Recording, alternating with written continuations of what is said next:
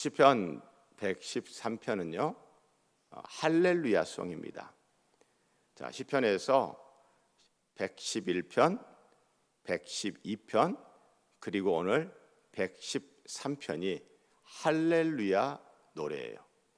왜 할렐루야 노래라고 하느냐 하면 시편 111편, 112편, 113편은 첫 노래 가사가 뭐로 시작해요?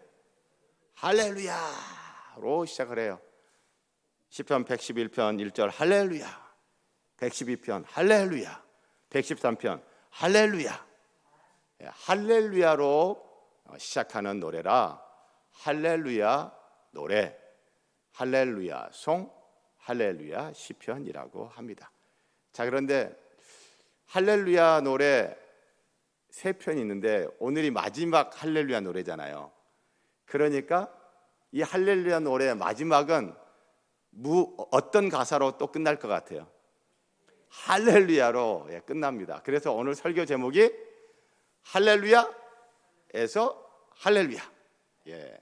자, 시편 오늘 113편 마지막 가사가 뭐예요? 단어가 할렐루야.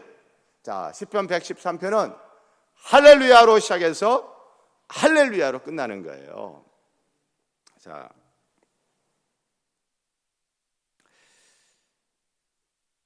사랑하는 성도 여러분, 왜 할렐루야로 시작해서 할렐루야를 끝날까? 우리가 생각해 봐야 되겠죠? 그러면 할렐루야는 하나님을 찬양하라는데, 그러면 누가 찬양을 해야 된다고 지금 이 시편을 말을 하는가 보면 1절에 보면 할렐루야 여호와의 종들아 찬양하라. 지금 누구 보고 찬양하래요? 여호와의 종들 보고 찬양하래요. 여호와의 종들을 보고 찬양하래요. 자, 저와 여러분은 여호와의 종, 하나님의 종인가요? 아닌가요? 목사는 하나님의 종인가요? 아닌가요? 하나님의 종이에요. 여러분은 하나님의 종인가요? 아닌가요? 하나님의 종 맞아요? 성경 어디에 그렇게 돼 있어요? 여기 여호와의 종들이 여러분이라고 누가 얘기해요?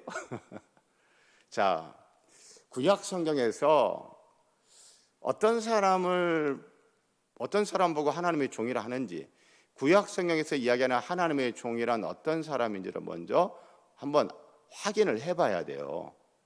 시편은 구약 성경이니까. 자, 제가 찾아보니까 가장 많이 하나님의 종으로 불려진 사람이 있어요. 구약 성경에서. 이 사람만큼 하나님의 종으로 많이 불려진 사람은 없어. 누가 가장 많이 성경에서 하나님의 종이라고 불려졌느냐 하면 누굴까요? 모세예요. 모세. 신명기 34장 5절에 보면 이에 여호와의 종 모세를 어떻게 소개해요? 누구의 종? 여호와의 종 모세가 여호와의 말씀대로 모압 땅에서 죽어. 모세를 소개하면서 모세는 어떤 사람이다? 여호와의 종이다라고 소개를 해요. 자, 그리고 또 성경에서 누구를 또 하나님의 종이라고 또 했느냐 하면 시편 89편 20절에 보니 하나님이 말씀하십니다. 내가 내 종 다윗을 찾아. 누가 하나님의 종이래요? 다윗. 내가 내 종 다윗을 찾아 나의 거룩한 기름으로 그에게 부었도다. 다윗이 왕으로 선택되어 기름 부음을 받는데 이스라엘의 왕으로 선택된 다윗을 일컬어 누구의 종이라고 이야기해요? 하나님의 종이다라고 이야기를 해요. 자, 여러분, 지금 모세는 가장 위대한 선지자 중에 한 명이잖아요. 예수님이 신약 성경에서 보면 예수님이 세 제자를 데리고 산에 올라갔는데 거기서 호련히 변화야에서 예수님과 또 누구와 같이 막 이야기하는 걸 봤어요. 모세와 엘리야. 구약 성경에서 선지자를 대표하는 양대 봉우리 하면 한 봉우리는 모세, 또 한 봉우리는 엘리야. 선지자를 대표하는 구약 성경을 대표하는 두 명의 선지자를 대라 하면 한 명은 모세, 한 명은 엘리야. 자, 모세는 선지자. 그 모세를 향해서 하나님의 종이다. 다윗은 뭐예요? 왕이에요, 왕. 다윗 왕을 보면서 하나님의 종이라. 그리고 에레미야 7장 25절에 보면 내가 너희 조상들을 애굽 땅에서 인도하여 낸 날부터 오늘까지 나의 모든 종 선지자들을, 자, 선지자들을 일컬어서 누구의 종이라고요? 나의 모든 종. 그 구약시대 모든 선지자들을 보면서 그 모든 선지자들이 누구의 종이다? 나 하나님의 종이다 라고 이야기해요. 자, 그러면 질문을 던지겠습니다. 자, 여러분이 모세와 같이 그 구약시대 그 많은 선지자들처럼 여러분들 선지자이세요? 하나님의 종으로 불리움을 받은 다윗처럼 여러분 왕이세요? 왕도 아니고 선지자도 아니면서 내가 하나님의 종이라고 이야기하는, 도대체 어디서 그런 근거, 어디서 그런 믿음이 나왔어요? 왕 같은 제사장이라고. 예. 그럼 왕 같은 제사장. 그 왕은 있는데 그럼 선지자는요?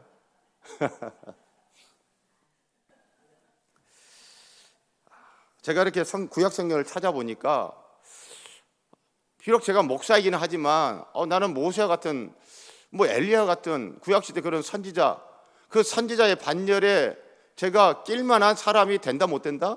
못 돼요, 못 돼. 제가 엘리야처럼 갈멜산에서 하늘에서 불 떨어지게 한 그런 선지자도 아니고, 그렇죠? 사르밧 가부의 집에 가가지고 그 기름 떨었는데 그냥 기름이 계속 떨어지지 않게끔 하는 그런 이적을 행한 선지자도 아니고, 죽은 아들을 살려낸 그런 선지자도 아니고, 그렇잖아요. 다윗 왕? 저는 왕도 아니고. 그래서 나는 찬양을 안 해도 되나 봐. 여호와의 종들아 찬양하라 했으니까 나는 찬양을 안 해도 되는 거 아닐까? 라는 생각이 들더라고요.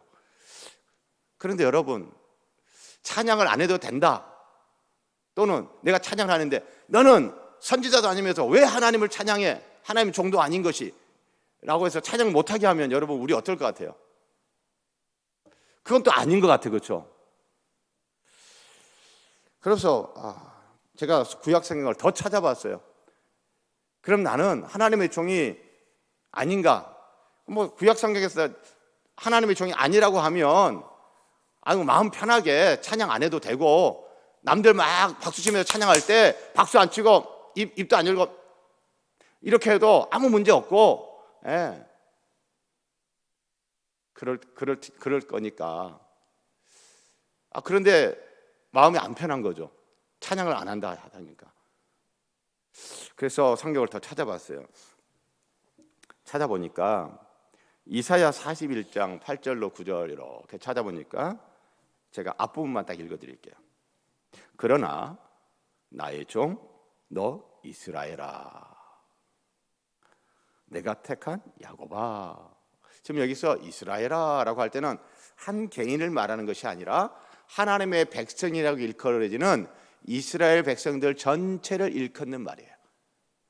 하나님의 택한 백성인 하나님의 백성이라고 일컬어지는 이스라엘 전체를 가리켜서 하나님이 지금 뭐라고 그래요? 누구의 종이다? 나의 종이다. 나의 종이다.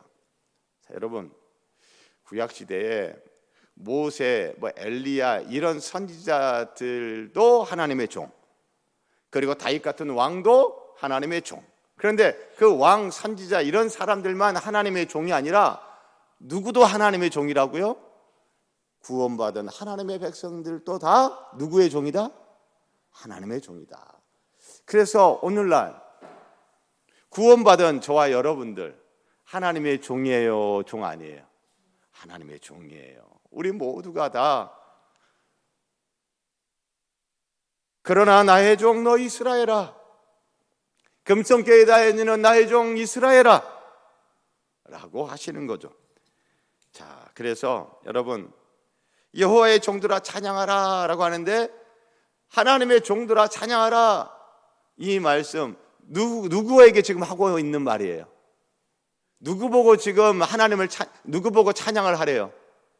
나보고 찬양하라는 거예요. 사랑하는 성도 여러분, 저와 여러분 하나님의 종 맞습니까? 아멘, 할렐루야. 예. 하나님의 종 아니라고 하면 기분 나쁘고, 하나님의 종이라고 했는데 도대체 성경 어디 하나님의 종이라고 있어요? 부터 물어보면 극적 하지 마시고, 요 이사야 41장 8절에 9절에 보니 나도 하나님의 종이라고 분명히 이야기하고 있잖아요. 내가 찬양할 거예요. 할렐루야. 내가 찬양하는 거 말리지 말아요 라고 하면서 우리 마음껏 찬양하도록 하십시다. 자, 그래서 바로 찬양은 누가 할 수 있고 누가 해야 하는가? 구원받은 성도인 여러분과 제가 할 수 있고, 구원받은 성도인 여러분과 제가 해야만 하는 것이 바로 무엇이다?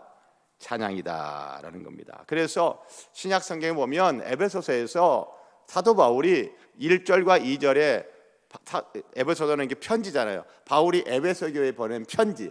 자, 그럼 여러분 편지 쓸 때 처음에 인사말 하죠. 나 누구에게, 요즘 꽃피는 그 5월 금성교회 마당에도 장미꽃이 활짝 피었는데요. 그것은 어떠한지요? 이런 식으로 인사말을 쓰고, 인사말 하고 난 다음에 그 다음부터 이제 본격적으로 이제 하고 싶은 이야기 쓰는 거잖아요. 그래서 에베소서 1장 1, 2절은 인사말이에요. 그리고 3절부터 이제 본론이 시작되는데, 3절 딱 시작하는데 어떤 말로 시작하는 줄 알아요? 찬송하리로다 라고 시작. 찬송하리로다. 찬송하리로다. 그래서 에베소 1장 3절부터 14절까지는 3절부터 14절이 굉장히 길잖아요. 그런데 이것이 14개의 문장이 아니고 그냥 통으로 하나의 문장이에요. 중간에 쉼표가 있는 하나의 문장. 한 덩어리인데 그 한 덩어리의 문장이 처음 시작한 단어가 뭐라고요? 찬송하리로다. 그러니까 에베소 1장 3절부터 14절까지는 뭐냐면 찬송가. 바울이 막 찬송을 부르는 거예요. 찬송하리로다. 그러면서 1장 3절부터 6절까지 딱 하나의 단락이 끝나고 7절부터 12절까지 또 두 번째 단락, 13절에 14절이 세 번째. 왜 그렇게 하냐면 6절 끝에, 12절 끝에, 14절 끝에 후렴구가 반복돼요. 그의 은혜의 영광을 찬송하게 하려는 것이라 라는 후렴구가 6절에 한번 나오고 12절에 한번 나오고 14절에 한 번에 나와요. 자, 그래서 어쨌든 이거는 찬송이에요. 그런데 이 찬송은 누가 하는 거예요? 1절과 2절에 보면 사도 바울, 자기 자신을 이야기해. 사도 바울. 그리고 또 이렇게 에베소에 있는 성도들, 그러면서 찬송하리로다 우리 주 예수 그리스도 하면서 우리 바울 혼자가 아니라 사도로 부름받은 바울, 그리고 에베소에 있는 성도들, 우리 찬송을 같이 하자라는 거예요. 저와 여러분은 서울에 있는 성도들이고, 서울에서도 어디에 있는 성도들이에요? 세계의 중심 용산에 있는 성도들이고, 용산 중에서 어디예요? 후암동에 있는 성도들이고, 후암동 중에서도 어디에? 금성교회에 있는 성도들. 사랑하는 성도 여러분, 우리 하나님의 백성으로 부름받았죠? 그래서 우리도 복받쳐서 찬송 안 하게 하면 이게 더 힘들어. 찬송을 하면 그게 우리의 영혼의 시원함이고 기쁨이고 즐거움이고 행복인 찬송하리로다. 할렐루야. 자, 그렇게 저와 여러분이 마음껏 찬양할 수 있는 하나님의 백성들이다, 하나님의 종들이다라고 하는 것을 우리 다시 한번 꼭 기억하도록 하십시다. 자, 그러면 누가 찬양을 하는가? 누가 찬양을 할 수 있는가? 누가 찬양을 해야 되는가? 하나님의 종들. 자, 그러면 누구를 찬양하는가? 누구를 찬양하는가? 찬양의, 방금까지는 찬양의 주체가 누구냐를 이야기했다면 이제는 찬양의 대상이 누구냐를 이야기하는 거예요. 누구를 찬양하는 거예요?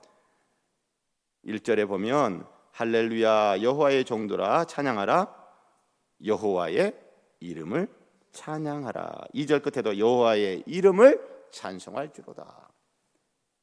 여호와의 이름을, 이름이라고 하는 것은 그 사람의 인격, 그 사람의 자체를 이야기하는 거예요. 자, 우리 성도님들 딱 눈을 감아 보세요. 딱 눈을 감아 보세요. 눈을 감으셨는데 나필성 목사, 그러면 제가 이렇게 딱 떠올라요, 안 떠올라와요? 떠올라요. 그렇죠. 이제 눈 뜨세요. 계속 눈 감고 계시면 안 돼. 그렇게 누군가의 이름은 그 사람을 떠올리게 하죠. 자, 그러니까 여호와의 이름을 찬송하라는 것은 결국 누구를 찬송하라는 거예요? 하나님을 찬송하라는 거예요. 찬양의 주체는 하나님의 종들인 저와 여러분이고, 하나님의 종들인 저와 여러분이 노래해야 할, 찬송해야 할 찬송의 대상은 누구다? 하나님이다라는 거예요. 이것은 뭐 시편 113편만 이야기하는 것이 아니고, 여러분 출애굽기를 보면 이스라엘 백성들이 애굽에서 종살이 하다가 하나님의 은혜로 구원을 받게 되지 않아요? 그렇죠? 자, 그래서 홍해를 건너게 됩니다. 앞에 홍해바다 딱 가로막고 있었고 뒤에는 애굽의 바로의 군대가 쫓아와요. 이게 완전히 이제 뭐 앞으로 가지도 못하고 뒤로 도망가지도 못하고 여기서 이제 꼼짝없이 죽는 게 아닌가 싶었는데 하나님이 어떤 일을 행해 주셨어요? 홍해바다를 쫙 갈라주셨어. 그래가지고 홍해바다를 육지처럼 이스라엘 백성들이 건넜어. 근데 그 뒤를 쫓아오던 바로의 군대는 어떻게 됐어요? 갈라졌던 홍해바다물이 어떻게 됐어요? 다시 촥! 그래가지고 애굽의 바로 군대는 그냥 바다에 다 수장돼 버렸잖아요. 그래서 홍해바다를 딱 건너고 이제 안전한 곳으로 왔어. 이제 살았어요? 죽었어요? 살았어. 구원을 받은 거예요. 그래서 여러분 꼭 그 자리가 죽는 자리인 줄 알았는데 살게 됐어. 어떻게 살게 됐어요? 자기들이 헤엄쳐가지고 홍해바다를 건너서 살았어요? 자기들이 배를 뚝딱뚝딱 만들어서 배 타고 막 홍해바다를 건너서 살았어요? 아니에요. 하나님이 홍해바다를 갈라주셔가지고 홍해바다 건너와서 살게 됐잖아요. 그래가지고 찬송을 막 노래가 절로 나오는 거예요. 그러면 누구를 찬송할 것 같아요? 하나님을 찬송하게 되는 거죠. 그래서 출애굽기 15장 1절을 보면 홍해를 건넌 후에 이때에 모세와 이스라엘 자손이 이 노래로 여호와께 노래하니 일러스되 내가 여호와를 찬송하리니. 누구를 찬송한다고요? 여호와를 찬송하리니. 할렐루야. 사랑하는 성도 여러분, 저와 여러분 죄와 사망과 마귀의 권세 아래서 죄와 허물러 죽었던 우리가 지금 어떻게 됐어요? 살았어요. 할렐루야. 구원받았어요. 할렐루야. 우리가 내가 잘나서 내가 열심히 있어서 살았어요? 하나님의 은혜로 살았어요. 그래서 이스라엘 백성들이 홍해 건넌 다음에 너무너무 기쁜 거예요. 살아서 너무 좋은 거예요. 구원받아서 너무 좋은 거예요. 그때 노래를 부르는데 누구를 노래하느냐? 내가 여호와를 찬송하리니. 찬송의 대상은 분명히 하나님 그분이십니다. 그러면 찬양의 주체, 찬양의 대상 확인해 봤어요. 그러면 찬양의 시간, 언제 찬양하냐? 언제 찬양해야 되냐? 보세요. 2절 함께 낭독합니다. 시작. 이제부터 영원까지. 언제 찬양하래요? 이제부터 영원까지. 찬양하면 안 되는 시간이 있대요, 없대요? 없어요. 나 젊었을 때, 나 은혜 받고 막 성령 충만하고 그럴 때 나 찬송 많이 했어. 내 평생 할 찬양 다 했어.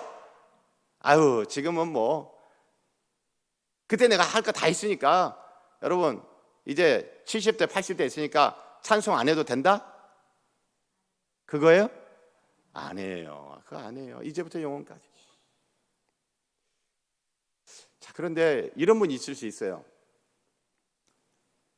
구원도 받았어요. 교회도 오래 다녔어요. 그런데 내 입에서 나오는 노래가 하나님을 찬송하는 찬송보다는 트로트 가요. 예? 막 이런 것이 더 많이 나와. 그런 노래 부르는 걸 더 좋아해. 혹시 그런 분이 있을 수 있잖아요. 그런데 하나님은요, 그렇게 그런 과거를 묻지도 따지지도 않으시는 것 같아. 언제부터 영원까지 찬송하래요? 이제부터 영원까지. 언제부터? 이제부터. 다 큰 목소리. 언제부터요? 이제부터. 할렐루야. 혹시 뭐 그렇게 뭐 오랜 세월 동안 아니라 하더라도 오늘 하루를 살면서 찬송을 단 한 소절도 안 부르다가 오늘 예배에 왔어. 그런 분이 있을 수도 있잖아요. 근데 우리 성도님들 보시기에 저는 어떨 것 같아요? 오늘 이 수요 예배 오기 전에 뭐 새벽기도 했으니까 뭐 당연히 찬송 불러. 새벽기도 끝나고 수요 예배 오기 전까지 이 사이에 하루 동안 살면서 제가 찬송을 한 번이라도 불렀을까요? 전혀 안 불렀을 것 같아요. 보셨어요? 어떻게 불렀다고 그렇게 확신을 가지고 말씀하세요? 목사니까 당연히 했겠지. 예. 저 찬송 불렀죠. 예, 찬송 불렀어요. 흥얼흥얼거렸어요. 자, 그런데 혹시 오늘 하루를 살면서 찬송을 단 한 소절도 부른 적이 없었다. 그래도 괜찮아요. 언제부터 찬송하면 돼요? 이제부터. 할렐루야. 예, 이제부터 영원까지. 우리의 인생의 지난 오랜 세월 동안 혹시 찬송을 잘 안 불렀다 해도 여러분 괜찮아요. 이제부터 찬송하면 됩니다. 오늘 하루를 살면서 찬송하는 거 잊어버리고 그냥 열심히 그냥 살다가 왔다. 그리고 생각해 보니까 내가 노래를 부르긴 불렀는데 찬송은 한 번도 아마 부른 적 없고 그냥 가요는 부른 적 있네. 아이고, 괜찮아요. 언제부터? 이제부터. 우리 이제부터라도 우리 한번 찬송하십시다. 이제부터 찬송하면 됩니다. 근데 이제부터 언제까지? 영원까지. 계속. 제가 설교를 준비하면서 이제부터 이 단어가 너무 좋았어요. 왜냐하면 오늘은 제가 하루 살면서 찬송가를 막 이렇게 흥얼흥얼 했어요. 특히 오늘 저녁에 수요 예배도 있기 때문에 설교도 있으니까 더 이렇게 찬송을 많이 하게 됐죠. 그런데 목사인 저도 새벽기도 마치고 난 다음에 하루를 지나면서 찬송을 안 부르는 날이 있었을까요? 없었을까요? 그것도 그냥 어떻게 잘하셔? 예, 목사인 저도 새벽기도 마치고 찬송을 안 부르고 하루를 지나는 날도 보면 어쩌다 보면 있어. 그런데 여러분, 그렇다 해가지고 주눅들지 마시고 기죽지 마시고 오늘 말씀 기억하세요. 언제부터? 이제부터. 언제부터? 이제부터. 이제부터라는 이 단어가 얼마나 좋은지, 얼마나 감사한지. 우리 이제부터 찬송하십시다. 이제부터 또 찬송하십시다. 예, 우리 이 자리에 계신 우리 어르신들, 이제부터 주님이 부르시는 저 천국까지 뭐 하면서 가자고요? 찬송하며 가십시다. 할렐루야. 예. 자, 그러면 이제는 어디서 찬양할 것인가? 찬양의 주체, 찬양의 대상, 찬양의 시간. 이번에는 찬양의 지역이라고 해볼까요? 어디서? 3절을 봅니다. 함께 낭독합니다. 시작. 해 돋는 데에서부터 해 지는 데까지. 아멘. 해 돋는 데서부터 해 지는 데까지. 자, 그럼 생각해 보세요. 우리가 살고 있는 이 지구상 그 어디? 해 돋는 데서부터 해 뜨지 않는 곳이 있어요, 없어요? 없어요. 해 지지 않는 곳이 있어요, 없어요? 해 뜨지 않는 곳이 없고 해 지지 않는 곳이 없어요. 어디를 가나 해가 뜨기도 하고 해가 지기도 해요. 그렇죠? 우리 성도님들이 계시는 이 한국에도 해가 떠. 그렇죠? 이제 저와 제 아내가 안식일로 이제 가게 될 저 비행기 타고 열 몇 시간 가게 될 텐데 거기에도 해가 떠요, 안 떠요? 떠요. 한국에 여기서 해가 집니다. 저희 아내가 갈 그곳에도 해 져요, 안 져요? 져요. 해 뜨지 않는 곳 없고 해 지지 않는 곳 없어요. 예배당에서만 찬양하는 게 아니고 어디에서나 찬양을 할 수 있다 없다? 있습니다. 할렐루야. 자, 그러면 이제는 그러면 왜 찬양하느냐? 왜 하나님을 찬양하느냐? 찬양의 이유. 4절부터 9절 나머지 내용이 찬양의 이유예요. 하나님이 이러하시니 내가 찬양을 하지. 하나님이 이러하시니 내가 이제부터라도 찬양을 한다. 하나님이 이러하신 분이시니 내가 여기에서도 하나님을 찬양하고 저기에서도 하나님을 찬양한다 라는 거예요. 하나님이 어떠한 분이시기에. 4절 하나님은 높으신 하나님이래요. 여호와는 모든 나라보다 높으시며 그의 영광은 하늘보다 높으시도다. 여러분, 우리 이 세상에서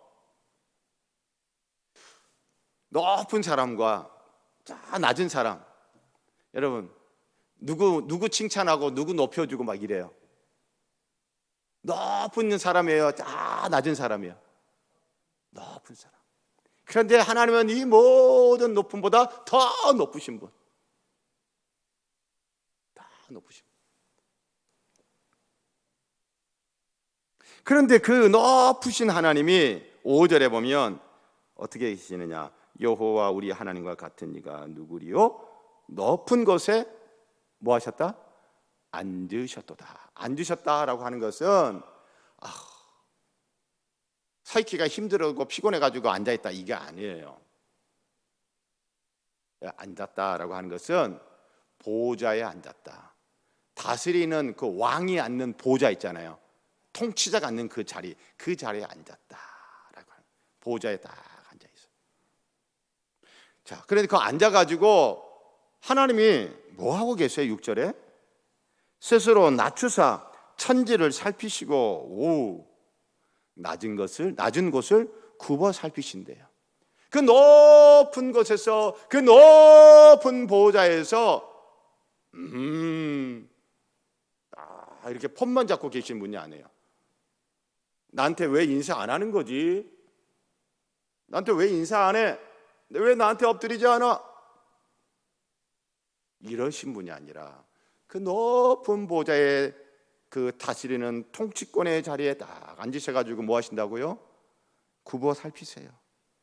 낮은 곳을 굽어 살피세요. 낮은 곳을. 그 낮은 곳은 어디예요?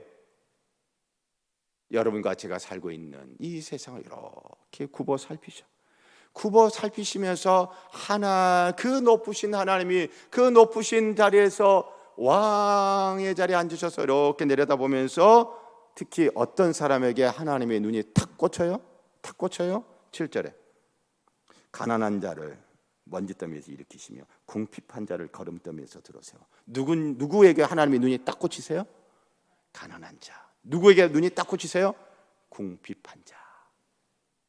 가난하고 궁핍한 자. 이 세상 가운데 살면서 가난으로 힘들어하는, 궁핍함으로 고통을 겪고 있는 그런 사람에게 우리 하나님의 눈길이 딱 간다는 거예요.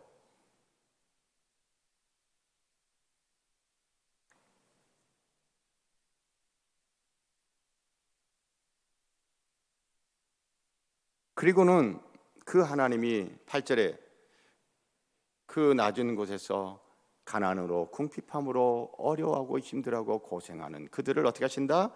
높은 사람들과 함께 앉히시는 하나님. 그 구체적인 사례로 9절을 이야기합니다. 9절 함께 낭독합니다. 시작. 또 임신하지 못하던 여자를 집에 살게 하사 자녀들을 즐겁게 하는 어머니가 되게 하시는도다. 임신하지 못하던 여자를, 아이 낳지 못하는 여자를 어머니 되게 하시는 하나님. 우리나라도 옛날에 여자가 아이를 못 낳으면 어떻게 해요? 소박당한다고 그러잖아요. 그렇죠? 그리고 아이 낳지를 못하는 아내는 여러분 얼마나 힘든 인생을 살았는지. 아이는 낳는데 아들을 안 낳고 딸만 낳았어. 그래도 어때요? 그 어머니의 인생 어때요? 힘들었어요. 저희 외할머니가 그러셨거든요. 낳으면 계속 딸이야. 아들을 못 낳았어.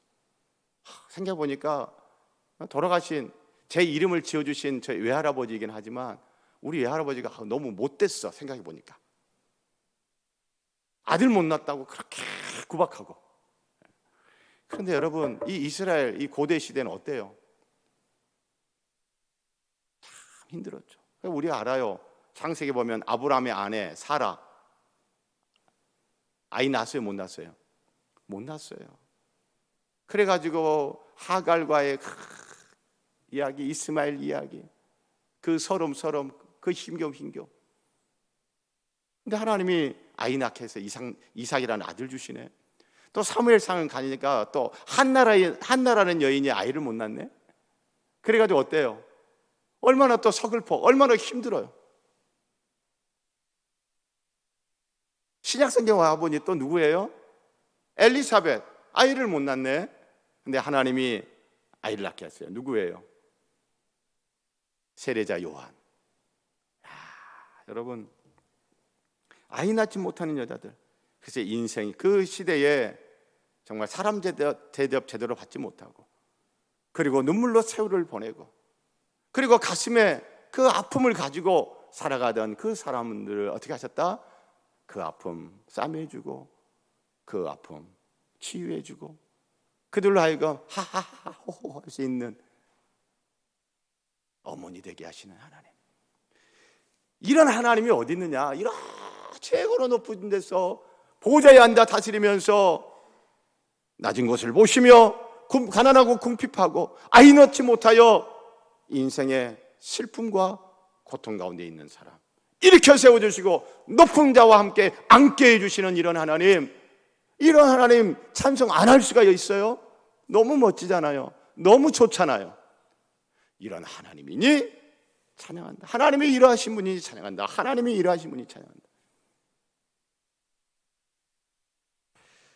사랑하는 성도 여러분, 그래서 시편 113편 할렐루야 노래 마지막 종결편인데 할렐루야로 시작해서 할렐루야로 끝납니다. 그래서 우리 이 시간 할렐루야 노래 시편 111편, 112편, 113편 이제 마지막 휘날레를 장식하는데 무엇으로 우리가 휘날레를 딱 장식할까요? 찬송으로. 할렐루야. 그래서 제가 이 찬송을 제가 우리 부탁을 했어요. 찬송가는 아니고 우리 복음송인데, 찬양이 언제나 넘치면 은혜로 얼굴이 환해요. 성령의 충만한 모습을 서로가 느껴요. 할렐루 할렐루 손뼉 치면서 할렐루 할렐루 소리 외치며 할렐루 할렐루 두 손을 들고 주님을 찬양해요. 아멘. 우리 함께 찬양이 언제나 넘치며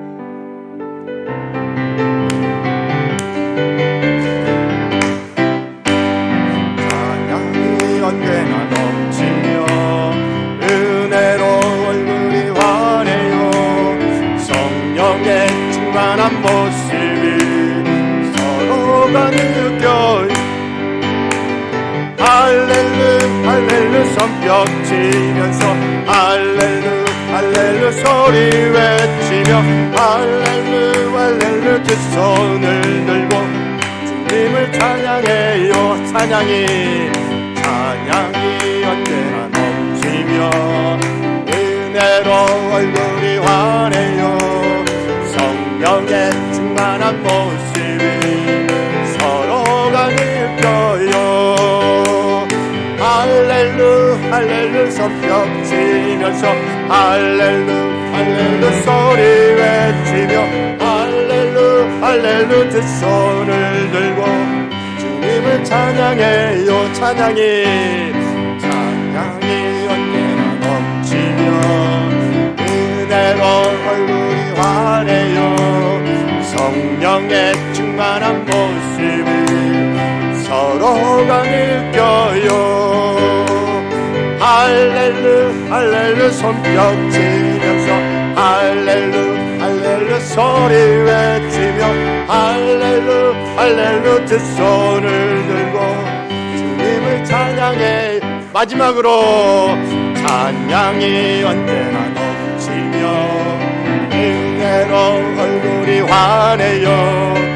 성령의 충만한 모습을 서로가 느껴요. 아멘. 할렐루 할렐루 손뼉 치면서 할렐루 할렐루 소리 외치며 할렐루 할렐루 두 손을 들고 주님을 찬양해요. 할렐루야. 오늘 설교 제목을 다 함께 외치는데 할렐루야 할렐루야 할렐루야잖아요. 그렇죠? 그럼 어떻게 하냐면 할렐루야 할렐루야. 자, 시작. 할렐루야 할렐루야. 기도합니다. 하나님 아버지, 하나님이 참으로 멋지십니다. 하나님이 참으로 좋으십니다.